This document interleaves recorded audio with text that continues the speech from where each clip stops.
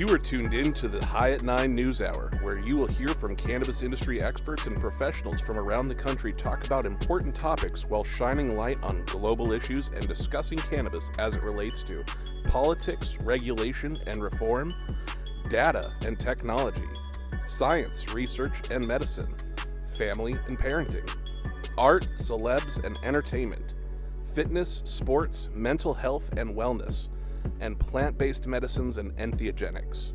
Together, we are building a stronger community, fighting the stigma and creating change. With your hosts, Jason Beck, Rico Lamitte, and Nicole West, joined by special industry expert correspondents from around the country and daily antics brought to you by Cannabis. Coming to you live Monday through Friday at 9 a.m. Pacific Time. Thank you for getting high at 9 with us.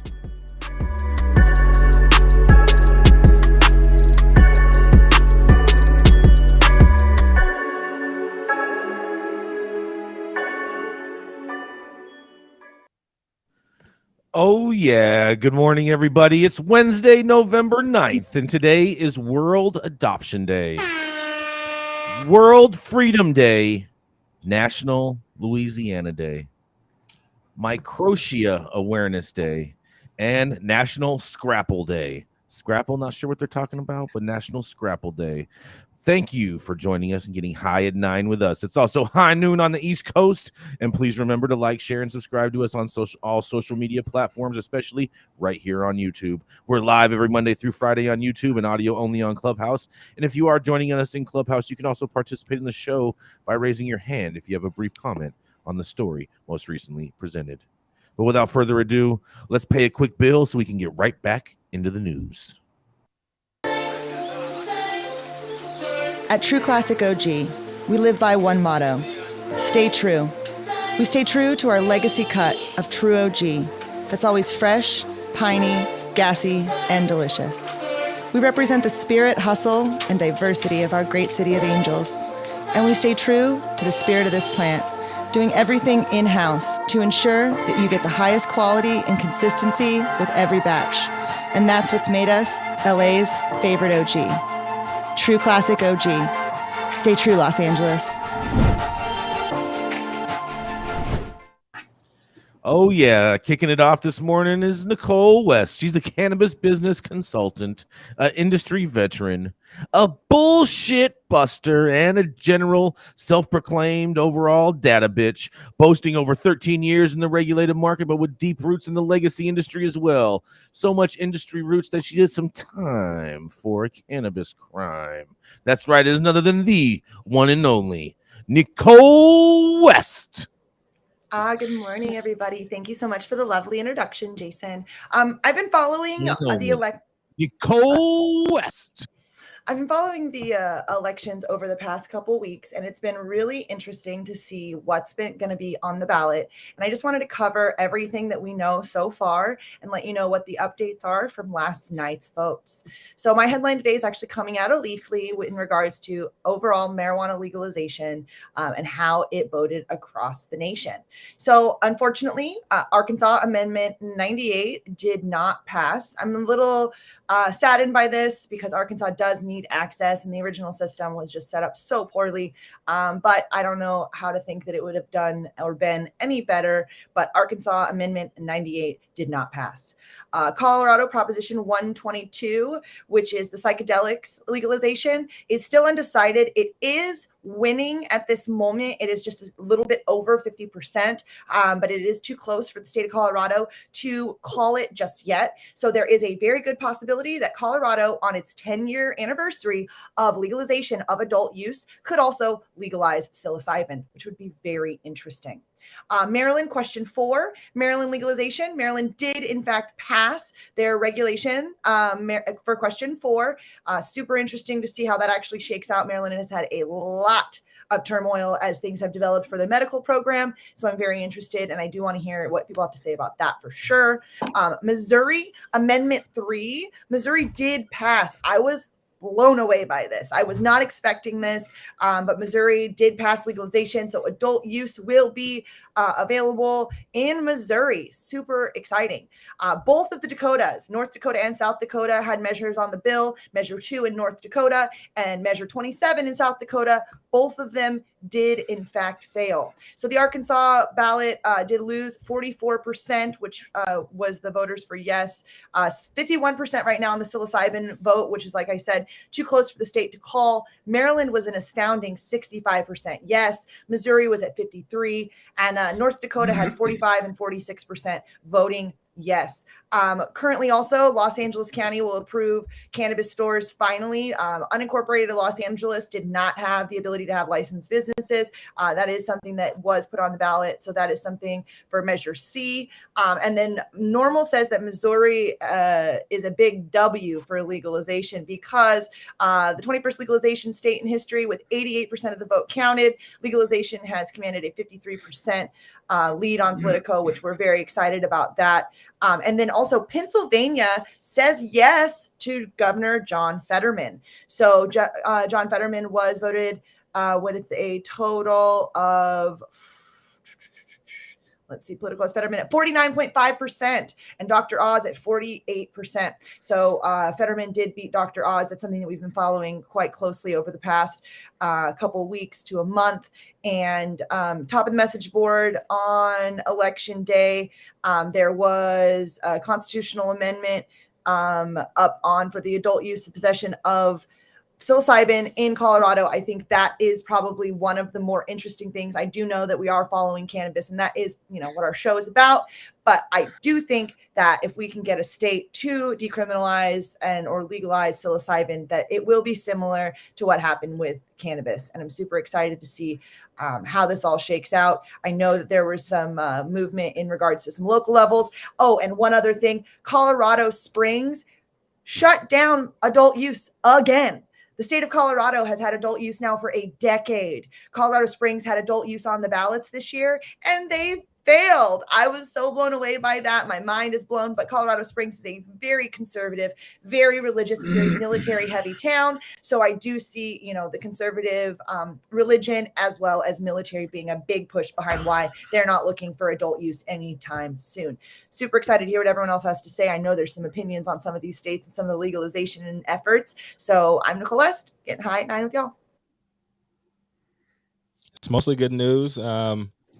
I'm interested in hearing more about Missouri because a lot of the activists down there were against the legalization because they said that they were already set up for the MSOs to just take over and the small businesses were not going to have a fair shot. I think what happened in Missouri is that people in St. Louis and other surrounding cities just got sick of driving to Illinois and paying outrageous tax rates because they tax based off the potency up there. And they just wanted to just be able to buy weed in their home state. Not really.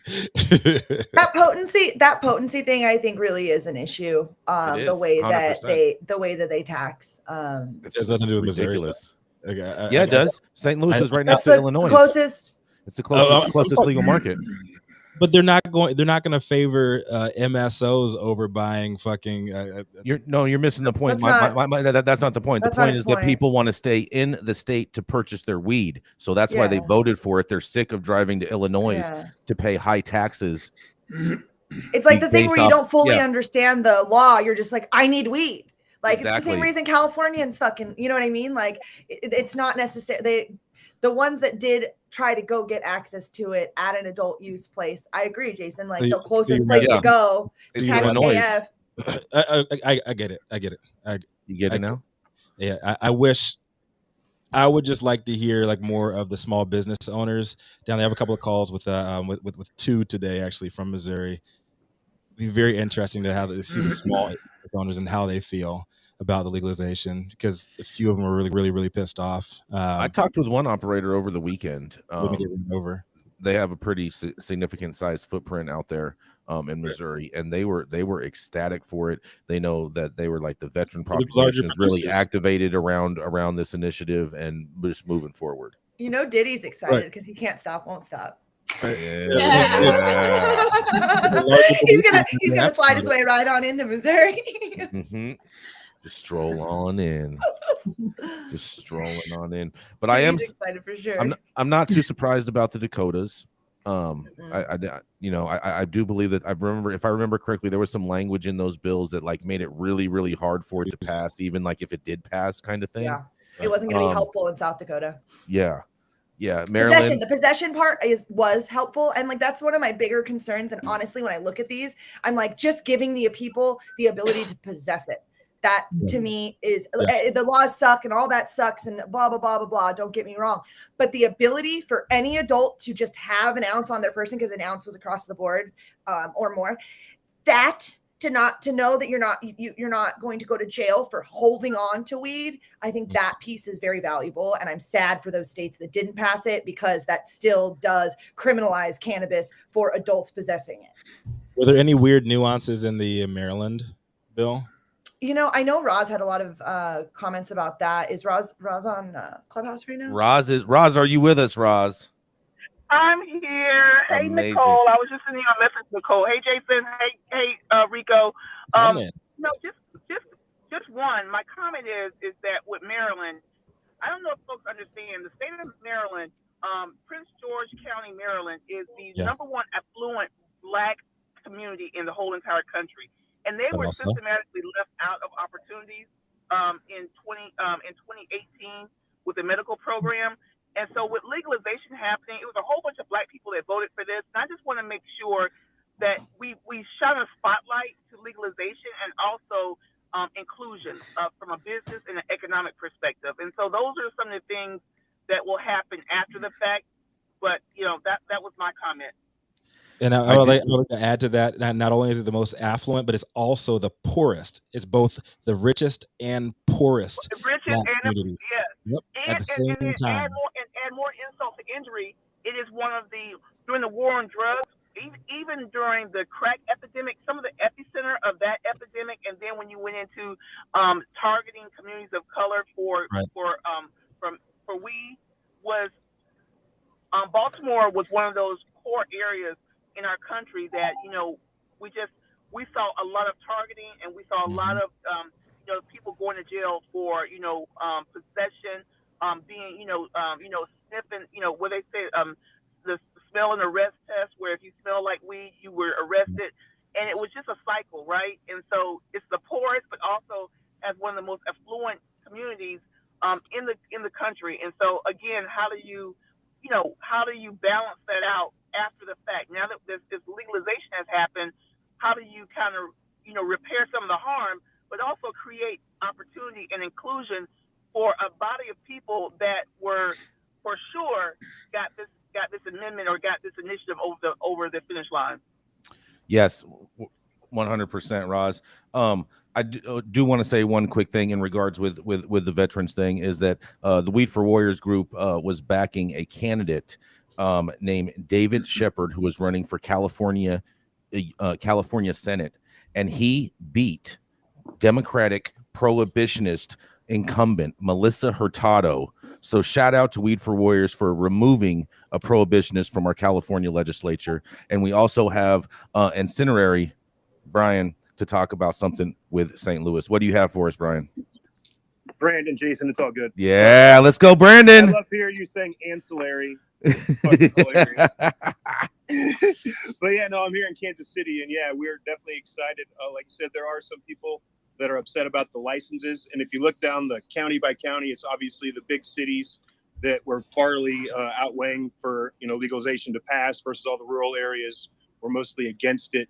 And there was $6 million put into by the couple of MSOs and other groups to try to get this passed. So there was a lot of investment to get this passed here. But overall, as a consumer in Missouri, are you happy that this passed? I'm happy. Yes, access for people, and like Nicole said, we can have up to 3 ounces here now, and then home grow is also part of it. So yeah, I mean, there's how much can you home grow, Brandon? You can have 6 plants in each stage, so you can have 6 clones or babies, then 6 in flower and 6 in veg. So you can actually have a total of 18 plants at any time. Well, hold on, Brandon, because from the federal government's eyes, a mature plant is deemed a mature plant when it is ready to be harvested. I'm just taking out the Anyways, laws for you here. we'll go ahead and get to our next correspondent. Thank you so Thank you, much, Brandon. Larry, for jumping in, and everybody for entertaining this. And everybody went out and voted yesterday. Thank you all for participating in the democratic process. Up next, we have Rico Lamitte. Rico Lamitte's the dope dad on the street, founder of Cannavision, and the hustler and bustler over at Happy Cabbage. He's here to let you know that you could be a dope dad and tell the news and have a full-time job and be fun. How can you do it all, Rico? How do you do it all? ADHD. No, really. Anyways, From listening to a Kendrick Lamar album. The winning reason. I love it. I start a lot of things. I finish. So thank you, Nicole, for that beautiful intro. And my headline today is from Yahoo Finance by Maureen Meehan, and it also drew pieces from Kyle Yeager's piece over at Marijuana Moment as well. So Biden tells Black college students on the eve of midterms, cannabis reform is in your hands.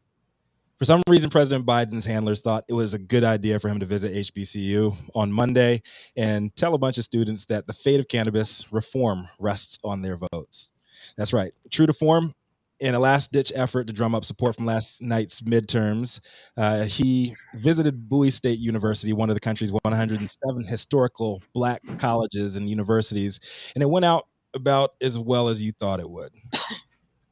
I don't have the clip to pull up right now, so I'll just read the quote.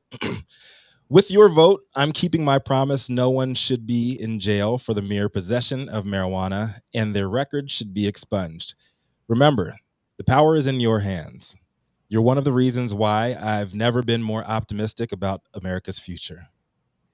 Okay, that's enough. Let's break that bullshit down one line by line. First off, no one should be in jail for the mere possession of marijuana is not a promise. It's a declarative sentence. Second, please stop insinuating, Mr. Biden, that your pardons have anything to do with expungement. They do not. You know better. We know better. You didn't expunge anybody. Third, the data shows 30 years of loyal voting for Democrats hasn't really done anything but to put power in your hands. That little statement right there, the economic gap has widened beyond belief. Police brutality persists. Unfair targeting of our community is still going on.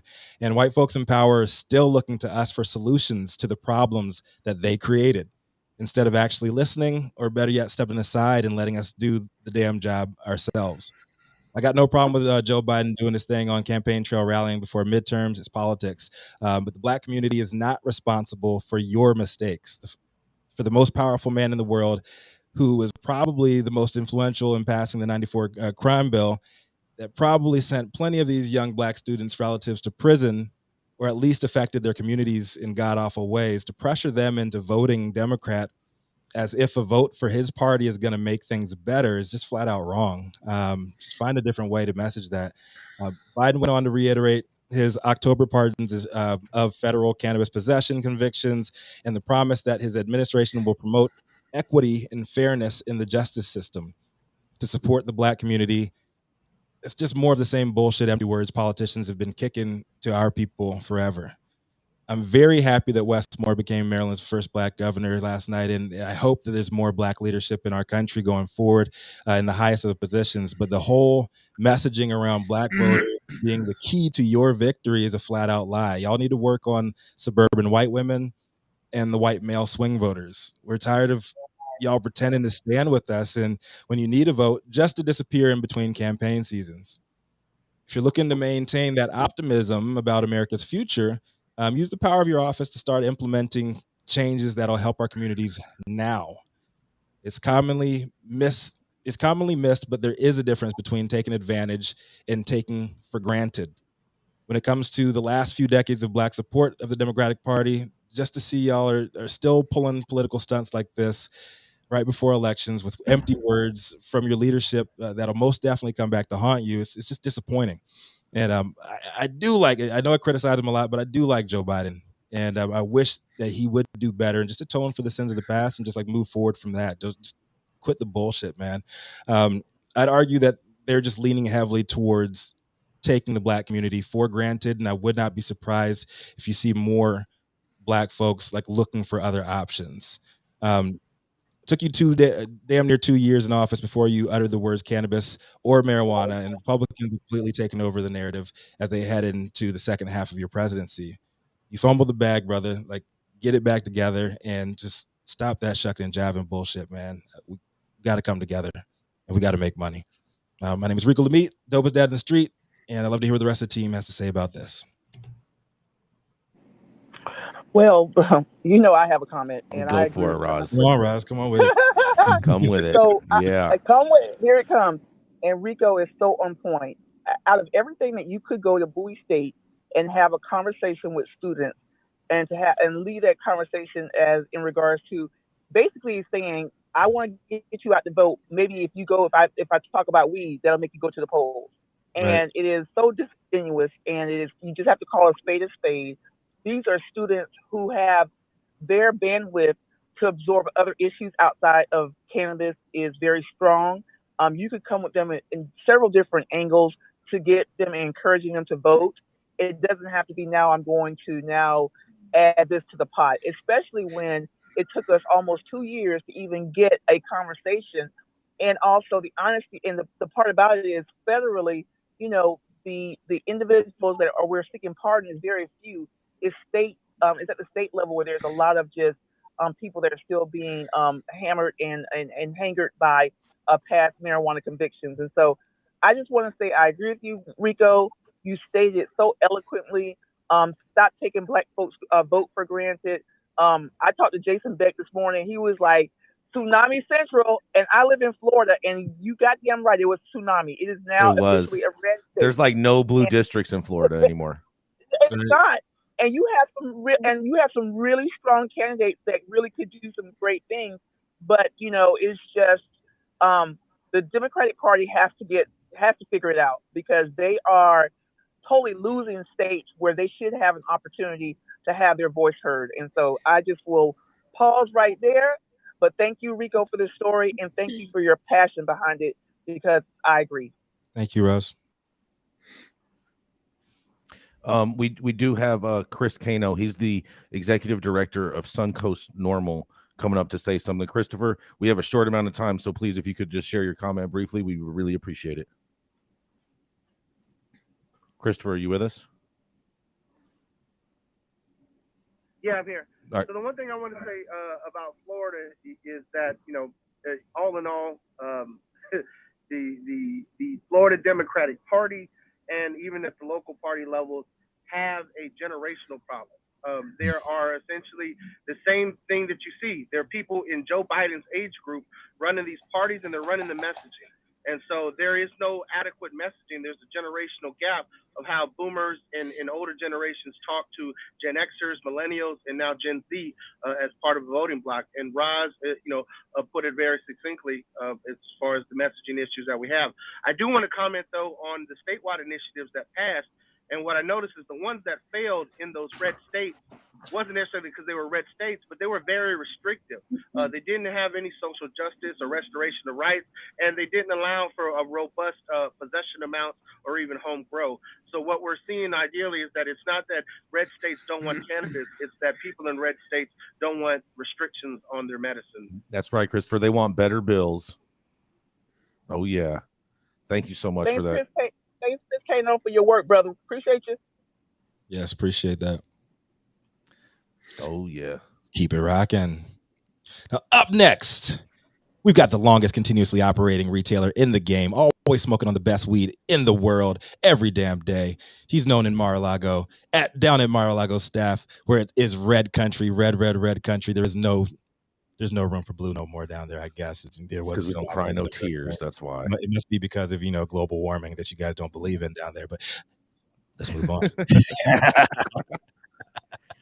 Come to the stage next. It is Mr. El Presidente for West Hollywood. If you're considering cannabis tourism, my man, Jason Beck. Congratulations on the victories last night, but you lost, Dr. Oz.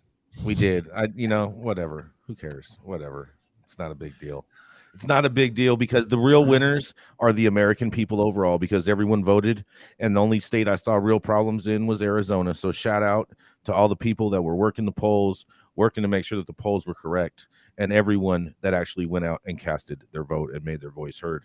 But nonetheless, I'll digress on all of that because Avon is calling. That's right. Avon is calling, but not your typical Avon. We're talking about Avon, Ohio, because an Avon man is the focus of a federal criminal investigation in Michigan tied to his role in a marijuana business that authorities said swindled investors out of some $14 million.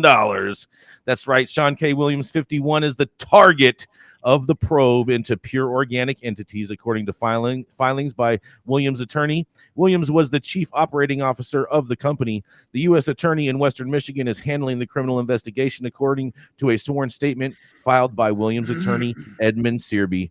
No criminal charges have been filed in the case, and Cleveland.com and the Plain Dealer reached out to Searby and Michigan prosecutors for comment.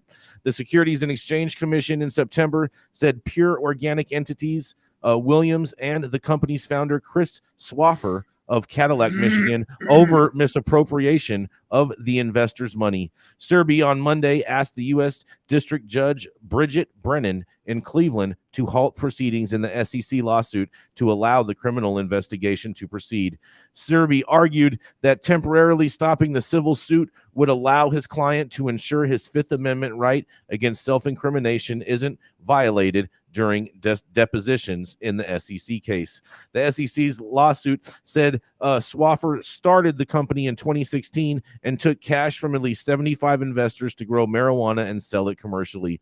SEC officials said Swaffer instead used the cash from investors to settle old debts, pay for home renovations, cars and boats, and buy his wife's personal expenses, such as groceries, clothes, and other things along that, the filing said. Williams received hundreds of thousands of dollars in investor money outside of his work for the company, including $160,000 in investor funds in August and October 2018, according to the SEC lawsuit. He started out as an investor until Swaffer named him chief operating officer, and Williams previously worked in logistics for a trucking company. Well, it sounds like he knows how to truck off everyone's cash, but we shall see what happens on the legal side. But this is Jason Beck, and I'm reporting for High at 9 News.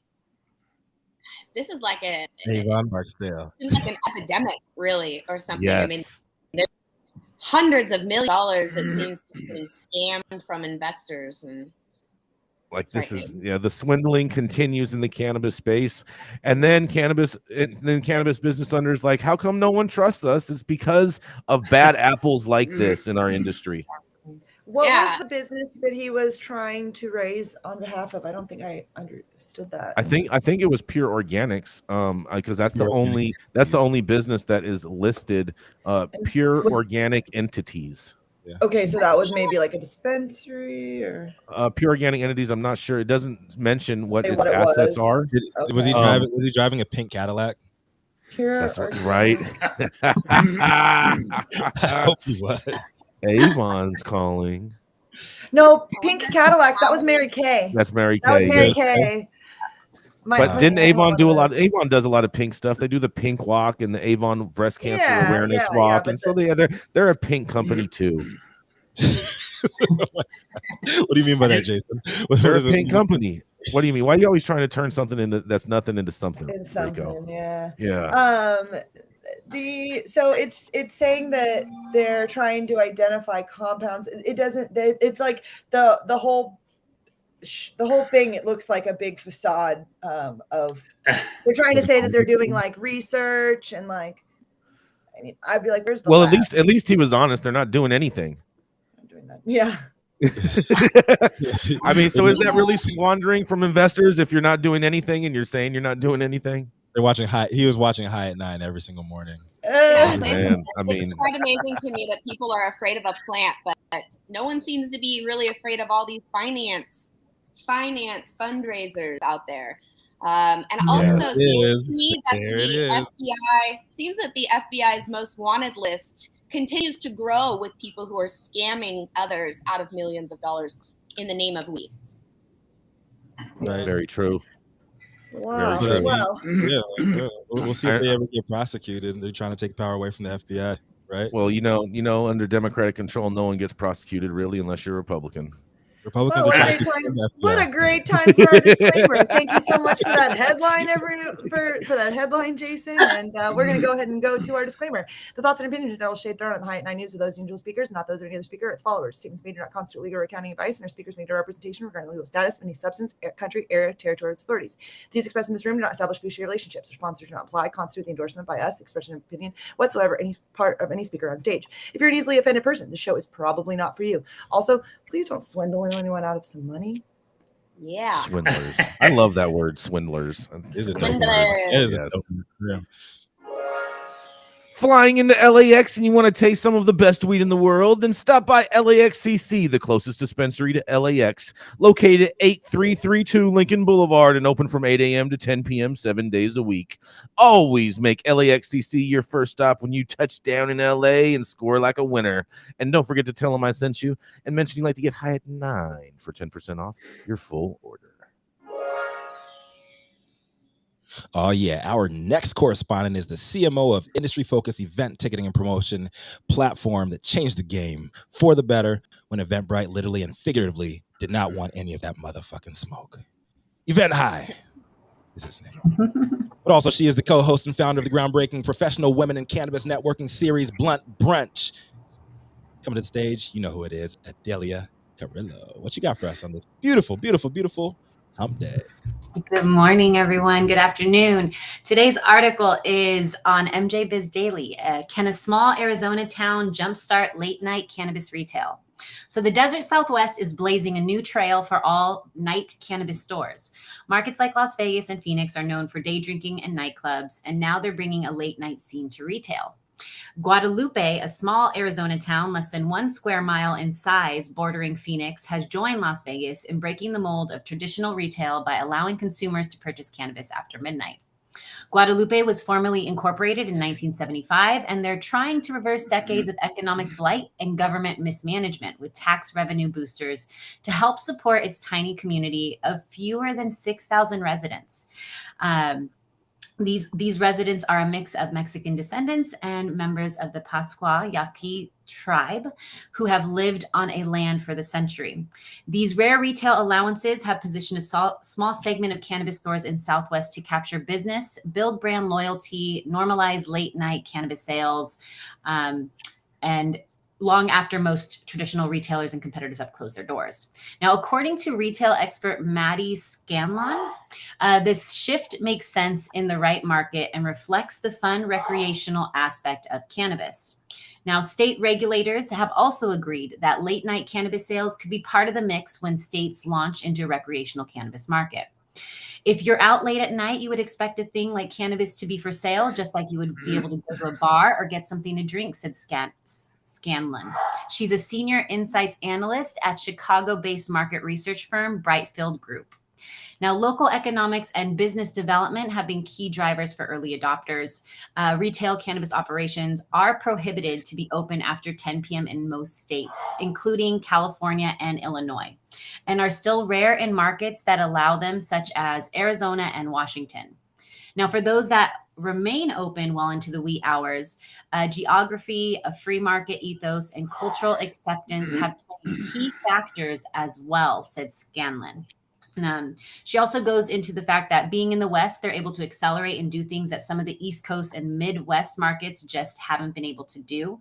Obviously, Vegas makes a lot more sense to have 24-hour dispensaries. Now, with that, we are familiar that Las Vegas is leading the late night retail game. Over a dozen shops are open after midnight, including Planet 13. And as of last month, Arizona-based Mint Cannabis launched overnight sales at its flagship dispensary in Guadalupe, which the article states is believed to be the first beyond Las Vegas to approve retail after midnight. Now, on October 13th, the first night of late night retail in Guadalupe, lines snaked around 5,000 square foot dispensary and down the street, zigzagging into the neighboring hotel parking lot.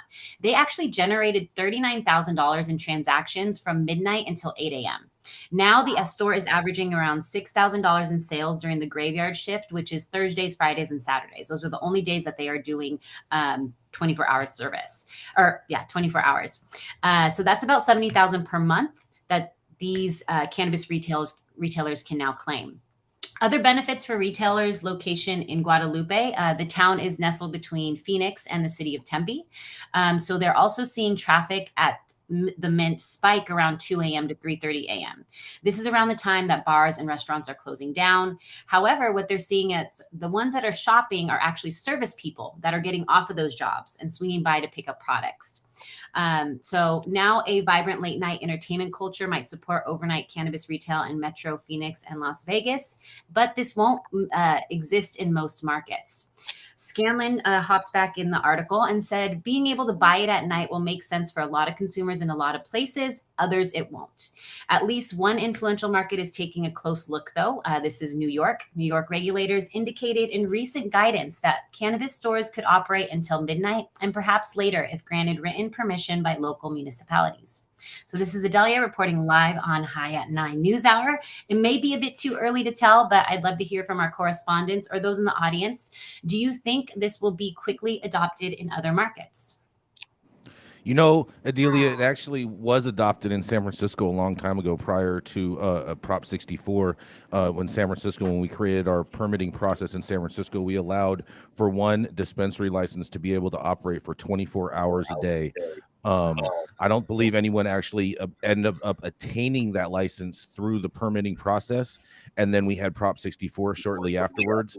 But San Francisco did have it in their framework to allow for a dispensary for 24-hour service. Do you remember what the parameters were, or the details were on that license, Jason? Well, no, it's not the details. It's that you had to have a location. You had to go through a planning hearing. You had to go through a health department hearing. All these different things, and no one did that with the 24-hour license. If that makes sense. There wasn't a ton of So you don't have a case study? Regulation. No. Colorado does have a city, Glendale, that they sell until midnight. And I did work at one of the facilities, was Kind Love. There's only 3 dispensaries in Glendale. It's this tiny little dot in the middle of Denver. It's weird. It's this little bloop. And Glendale had a place called Shotgun Willie's, which is like the Colorado famous strip club. And the guy who was the mayor of that city also owned Shotgun Willie's. And then he opened a dispensary next door, and it was like something Shotguns. Starbuds eventually bought it, so I think it's a Starbuds now. Yeah. But that one location crushed it so hard on those last 2 hours, and it was just 2 hours, because everyone else closed at 10. It was crazy. So, and that was something that they kept pushing because they wanted to be able to go to the next day, but Colorado wouldn't allow for the next day the hours to go into the following day. So this is really exciting to see how it actually shakes out, because I've kind of always thought that after the club hours is actually a pretty good time to go pick up some weed before you go get some fucking fried food and like pancakes and coffee. I think that is the perfect little time, and I think there's going to be a lot of business being done at that time. Do you think a lounge? I think a lounge would be a terrible idea for after hours, because people would just pass the fuck out. Yeah.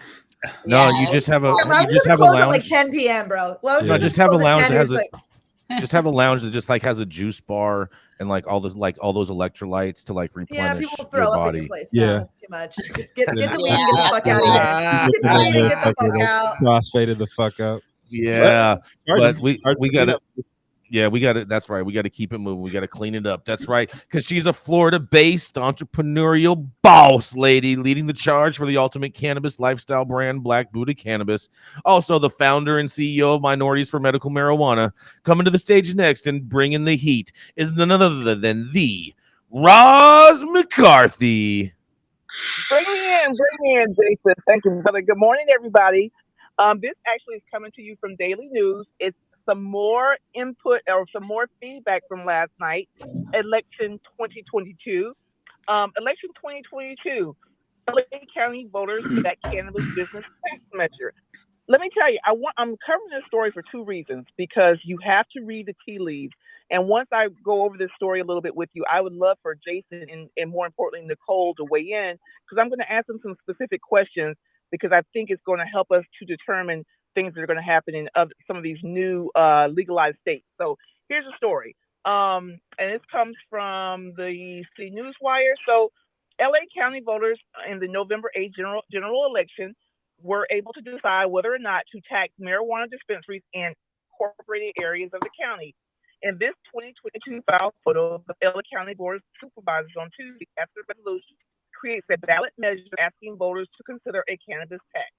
And so last night, Los Angeles County voters threw their weight behind a proposal that will impose business taxes on cannabis operations in unincorporated areas once such businesses are permitted.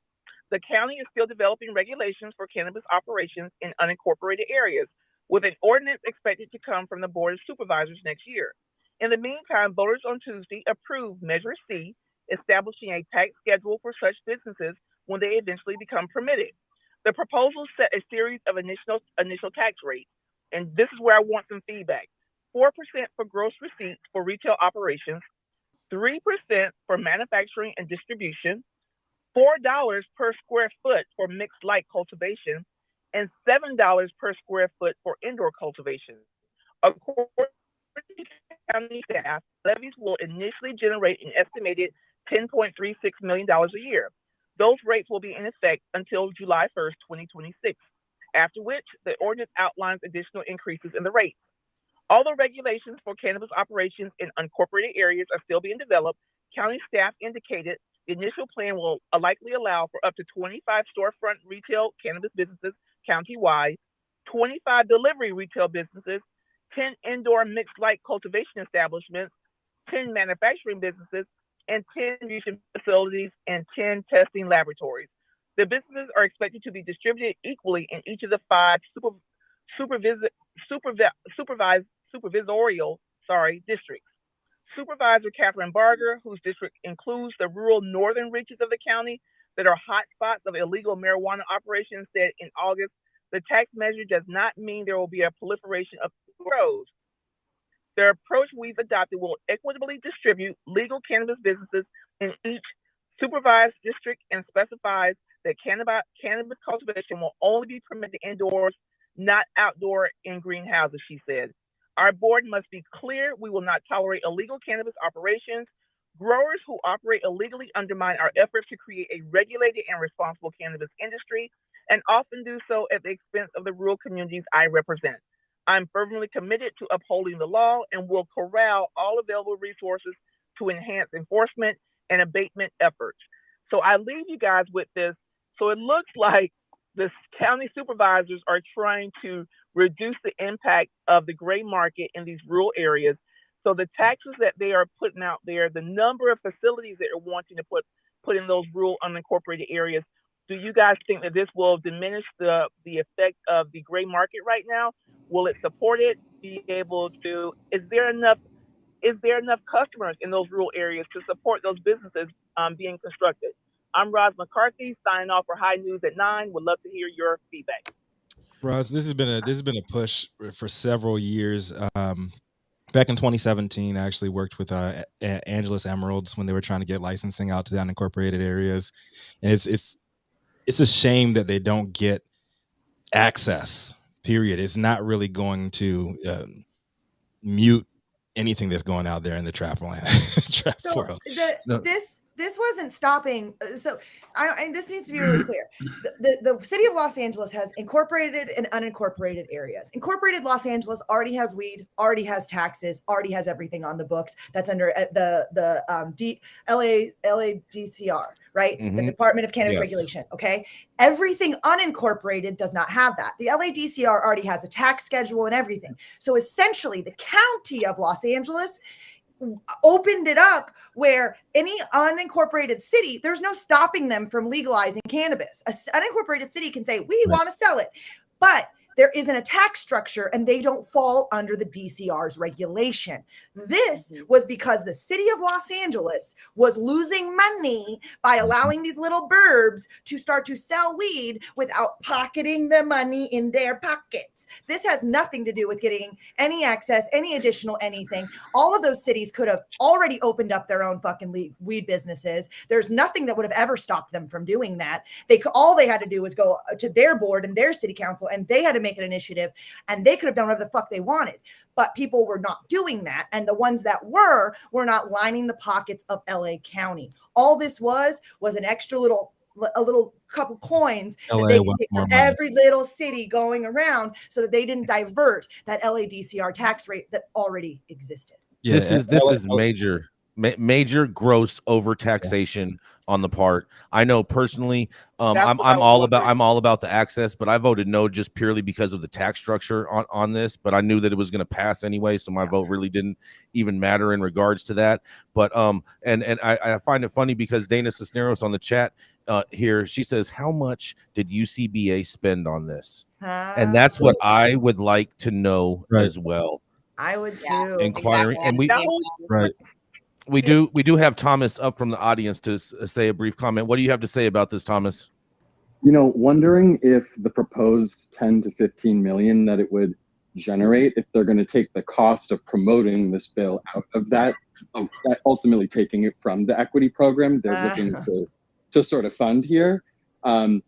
Correct me if I'm wrong, guys, but this kind of sounds like agreeing upon a toll for a highway that hasn't been paved yet. Yes. Yes. I like that. I like that analogy, Thomas. 100%. Yes. Well, we are at time on that. Thank you so much for bringing that story to us, Roz, and definitely something that we will continue to follow as we go along. Up next, we have Mandy Tingler. Mandy is a cannabis product extraordinaire and serial cannapreneur. She's the co-founder of Camilla Cannagram and Women Cannabis Competition and the head of brand relations at Conception Nurseries. Mandy is a crusader for female entrepreneurs in the cannabis industry, and she loves showing the world that cannabis, motherhood, and exclusive lifestyle all do go together. Ooh, executive lifestyle. My bad. You're pretty exclusive too, though. What do you have for us today, Mandy? Hey guys, so today I actually have a nice short article, which I'm sure you'll be thankful for, but the idea in the article is really what I'm excited to explore with y'all. So here we go. This one comes to you from MJ Biz Daily. The title is Campaign Aims to Promote Shopping at Licensed Cannabis Businesses. Interesting, huh? And cannabis consumers to, quote, buy from licensed businesses rather than the illicit market. The campaign, called Buy Legal, announced at the Black Cannabis Expo in New Orleans, was launched by Industry Trade Association U.S. Cannabis Council, along with marijuana businesses and other organizations and advocates. The campaign was announced at the recent Black Cannabis Expo in New Orleans. Cannabis consumers need to understand where they can buy high-quality, safe, tested cannabis products, and minority cannabis business owners deserve the resources that a national campaign like this can provide in order to encourage customers to shop at their businesses. Quote, this is a quote from Khadija Tribble, who is the chief executive of the U.S. Cannabis Council. Buy Legal, receiving direct support from New Jersey Governor Bill Murphy, in a that, like many other products, is not immune to the persistent illegal market, which poses a serious risk to consumers. This campaign will help protect the ability of local, regulated cannabis entities to continue to do business in a way that is safe and accountable, and protect the safety of the consumer while reinvesting in communities that got it. This founding list members are the supporters of Buy Legal: Anacostia Organics, American Trade Association of Cannabis and Hemp, Canopy Growth, Columbia Care, Cresco Labs, Kronos Group, Curaleaf Holdings, DC Cannabis Trade Association, Holistic Industries, Jushi Holdings, Native Roots, PAX, True Green, Viola, and of course, Wana Brands. So y'all, this is Mandy signing off from High at 9 News, but let's talk about this idea. Mandy, I was so mad that you grabbed this story. I put it in there like right after you put that in the hopper. I was like, Jesus. It's a bunch of MSOs saying, "Oh yeah, like stop buying from wherever you're buying. Like buy your booth from us. It's better. It's more expensive, but you're supporting us. Like, You help gotta us." buy booth from us. Juicy, Better booth. Cresco, Curaleaf, Yeah. like Right. All the Right. biggest booth I think producers in the only world. hold on. There's a couple brands that I will buy on this list, and I'm like, I will buy packs, but that's just because their technology is pretty rad. It's one of the, but True like, Classic's not on that list. bro, of Native course they're not Roots, on that list. anybody? You know, I used to once upon a blue moon support Native Roots back in the original days. You know, they When they did first have, started. yeah. They were. Colorado. Yeah, but they've expanded past what they used to be. They you know, they got big, they got small, they got too big for their britches, they got beat up, they came back. They were an underdog for a minute, but I don't know. I'm curious to see how that actually shakes out. I wonder who they're marketing this to, because the people who are already buying from the trap, they're not going to buy from MSOs, and then if you're marketing it to the rest of America, they're only buying from MSOs. So is this just like a waste of money for the whole campaign? My thought on this is twofold. You know, I'm cautiously hopeful. Number one, I do not want to see any kind of commercials or billboards or anything with these MSOs logos like sponsored by. I mean, that's just nada. But like, if they're coming in and they're funding this and they're doing it in a generic educational platform, I'm with it. Right? You know, they're not. I'll tell you what. I have a solution for them. I have a solution. What's that, Roz? Go ahead, Roz. Go ahead, Roz. No, I just want to like also set the room or reset the room in regards to this campaign as well. So buy legal, and especially if you're trying to push social equity folks into the legalized market, you need some type of campaign that's going to support them being financially secure and able to grow their business if you're going to push them to the legalized market. So I can really get down with the whole buy legal opportunity. I just don't want it to be something that becomes a windfall for big cannabis. I think it's something that you guys, if you look at the pie of people that are utilizing cannabis, you're always going to have the gray market, but there's all these new adopters who haven't looked at this plant from a wellness, from a health perspective, that are going to start to, as we start to have more conversation on legalization, look at this as an option. They're going to walk into a dispensary. They're not going to buy from the gray market. And that's where the buy legal comes in. And honestly, you know, it might be some booth out there, but I would like to say with Black Buddha, proud of the product that we have, that it is in partnership with the MSO, but we've sat down with our geneticists, with their team cultivation, to make sure that you're getting a good product. It may not be the highest level of THC, but we're recognizing and we're supporting the terpene profile and the other cannabinoids that are inside of that product as well, to make sure that you have just a overarching good type of product and a good feeling from that product. So if you're going to have a legalized market and you're going to have this whole big old issue about social equity, yeah, you need a conversation on buy legal, because they cannot exist and flourish if you don't have new adopters coming in and wanting to buy from the legal market. All right. I feel that it's a very disingenuous campaign. I think, and Roz, like my thoughts and feelings really resonate with you, because I'm 100% pro MSO when it comes to Black and brown folks, because that's the only way that we're going to thrive in this industry. So Period. I just, the way capitalism is set up, we're just not going to make it. Like, I mean, at a certain extent, we have to be conscious of the fact that the term MSO is being literally treated as if it's some like evil thing. It just means that you're in to more than one state. And so like the reality of basically achieving the American dream is being shit on, because ideally every single person who has a small business in cannabis would like to be in multiple states. So if we continue to just shit down the throats of every single person who's an MSO, we're going to push people away from wanting to achieve success.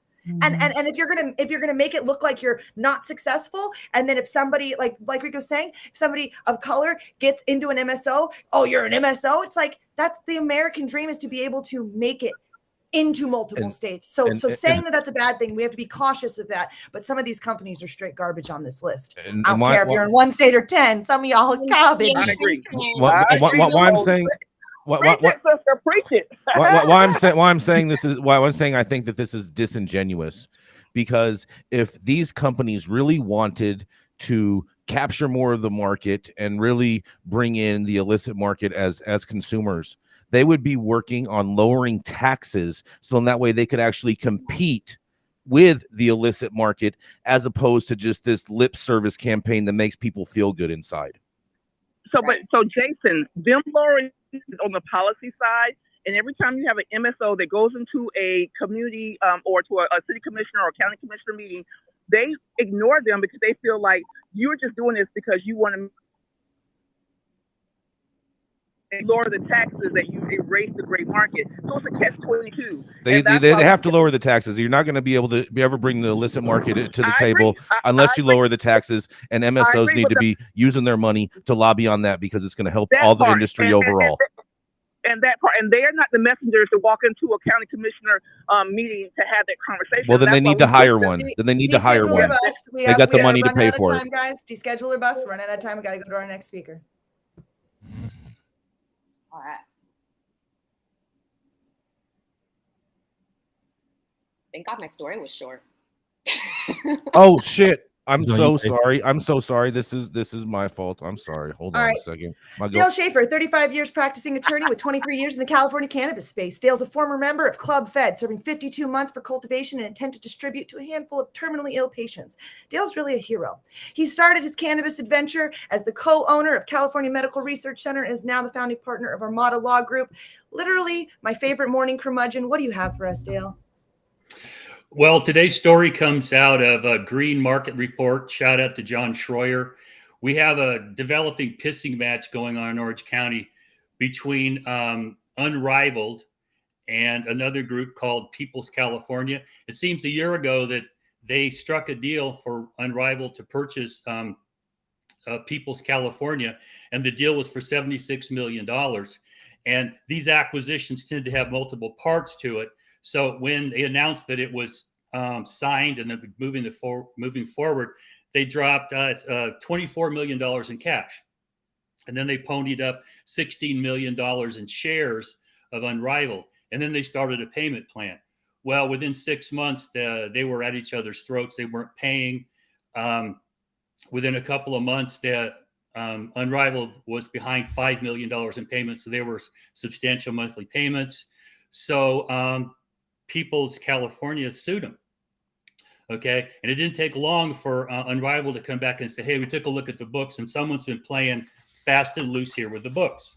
Okay. Now, I'm not saying anybody here is a swindler, but what we're going to get a chance to take a look at here is allegations of breach of contract, and then a cross complaint is you guys lied to us and you stole from us. Now, this is in the pleading stage. So what people say in these, and there's 600 pages of pleadings here. So excuse me if I didn't go read them, but goddamn, I got too much to read as it is right now. And I could read the caption of this and know what the hell is going on because I do this regularly. What's coming and is already in the courts right now are big contracts to buy or to service these companies, and something happens. You buy them out, somebody lies to you, the market takes a shit, something doesn't work out, and these contracts just don't follow through. The parties don't pay. Somebody doesn't transfer something. Somebody absconds with money. Now, the lesson here for anybody in the industry is that when you open these markets up, everybody wants to jump in. And every weed grower I ever represented grew the best weed in the world, but they couldn't run a business to save their ass.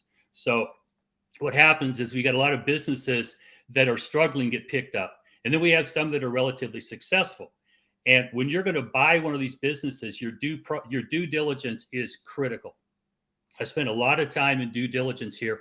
I bring in accountants if necessary to take a look at these books because people lie like Dixie in these goddamn books. 280E creates all sorts of schemes to move money around and write it off and blah, blah, blah, blah, blah. And I don't know how that's going to work out in this. But it seems that these guys got to a point where they were not paying. They worked out a new agreement, and then they're claiming that Unrivaled broke the new agreement. So at this point in the proceedings, it's just pleadings. We'll get a chance to see if they're going to attack each other's pleadings, but we'll get into discovery, where you get a chance to exchange documents, maybe depose some of these people, and see if they've caught people here lying, cheating, and stealing in this shit sandwich that is just another one of these problems I run into in California litigation. People do not know how to run these businesses. You give some stoner cokehead guy out chasing Nookie $10 million, and he ends up buying 5 BMWs for his girlfriends. Okay, squanders all this money, and then at some point, the SEC steps in and say, "Hey, you guys lied. We may be bringing in some SEC allegations against you." RICO's a whole nother issue, depending on whether you're an MSO and you're lying all over the place. There's a lot of sub-variants of this, but litigation is here, and it's going to get ugly. And if you don't have these kinds of millions of dollars that are at stake, it's difficult to afford attorneys to go in and protect your interests in court, because we're very expensive. And these are not insured unless you have E&O for directors and officers for these companies. If they screw these things up, you're basically bare. So and that, I was going to ask, I just had to pull up the Unrivaled website, and I'm looking at their investor press releases that they have. They put one out in August that says that they are at this is so crazy. During the 3 months ending in June 2022, the company generated total revenue of $17.5 million, composed of retail revenue of 10.5, cultivation distribution, and 6.1 other revenue, compared to the total of 2.8 the quarter before, which included 2.23 million in cultivation and $500,000 in other. Now it says that an increase of sales of 511%, but if you go down to the bottom, it says the company realized an operating loss of $67 million for the first quarter of 2022, compared to an operating loss of 1.97 million in 2021. And I'm just fucking astonished by those numbers. And this piece, they've got like back to back press releases, and it looks like immediately after that the lawsuit pops in, and so this is really funny to watch. They got greedy. Dale, I have a question. Yeah. Dale. Is it that the people from People's OC is filing this against Unrivaled, or is it Unrivaled filing this alleging the both ways? Both ways. Initially, it was People's. Okay. People's filed a complaint. Unrivaled filed a cross complaint, and now we're going to see. Unrivaled profit margins that they have listed here are next to impossible for anybody running in the cannabis industry. It says that they were profiting at 50.2%, and that's bullshit. Fucking impossible. It's bullshit. And one thing that I have noticed is companies that have distributions, I've seen this happen multiple times, they will take the revenue of every company they're distributing and account for that as their revenue numbers, even though they're not distributors. They're literally the fucking middleman, and they're just holding on to product. They're counting those sales because it's running through their computer system, and the people on the other side don't know any fucking better. Well, EBITDA, it's EBITDA. And we want EBITDA for that particular business so we can know how it's valued. And that's when I send the accountants in. I want to look at everything, take pictures of it. So if somebody goes in and changes things, which they look like they're alleging here, you can catch them. Or as they say it on the East Coast, EBITDA. EBITDA. All right, we are at the top of the hour. Thank you all for tuning in with us for yet another episode of High at 9 News. Thank you for that wonderful story, Dale. It's always good to end on a lawsuit. Catch us weekdays, 9 a.m. Pacific and high noon on the East Coast. Big shout out to all of our live audience members and online supporters out there tuning in and giving us feedback on the daily headlines of chaos, also known as the developing cannabis industry. To the sponsors, True Classic, LAXCC, our vetted industry correspondent team, tuning in from all over the global community, bringing us much needed variety of perspective and adding your respected opinions to our conversations. Thank you, 3 Media, our production team, for making us look and sound fantastic on the daily, and Jaja Simone over there holding things down for us over in Clubhouse. Thank you to the haters. We love all of you. We hope you know that we know that you have diarrhea of the mouth and it stinks. Keep talking your shit. Finally, thank you, Cannabis Sativa L, the communal plant of love and reason, for us doing this every single morning. The third show of this week on Hump Day is over.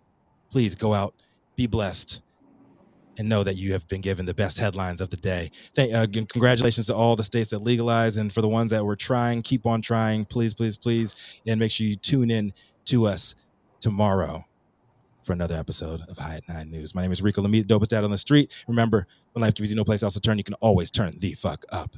DJ, play that beat. I see what you did there, Rico. You are tuned in to the High at 9 News Hour, where you will hear from cannabis industry experts and professionals from around the country talk about important topics while shining light on global issues and discussing cannabis as it relates to politics, regulation, and reform.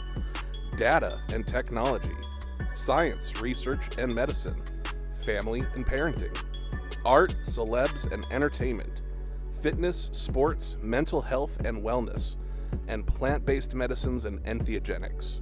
Together, we are building a stronger community, fighting the stigma and creating change. With your hosts, Jason Beck, Rico Lamitte, and Nicole West, joined by special industry expert correspondents from around the country and daily antics brought to you by Cannabis. Coming to you live Monday through Friday at 9 a.m. Pacific Time. Thank you for getting high at 9 with us.